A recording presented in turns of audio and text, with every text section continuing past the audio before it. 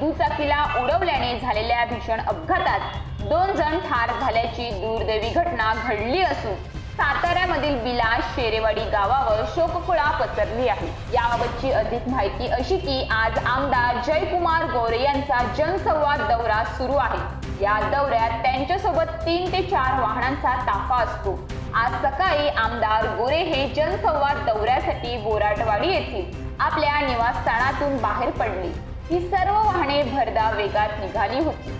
या सुमारास बिलाद व दहिवडी दरम्यान असलेल्या शेरेवाडी येथील 26 वर्षीय अनिकेत नितीन मगर आणि 32 वर्षीय रणजित राजेंद्र मगर हे आपल्या दुचाकीवरून बिलादकडे जाण्यास निघाले।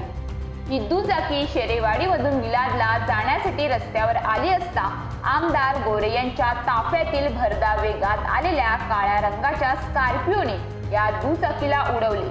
हा अपघात एवढा भीषण होता की दुचाकीसह दुचाकी स्वार हवेत उडाले। या दुचाकीचा चक्काचूर झाला तर दोघे दुचाकी स्वार गंभीर जखमी झाले। तसेच स्कॉर्पिओ रस्ता सोडून बाजूला गेली। या स्कॉर्पिओचे सुद्धा मोठे नुकसान झाले।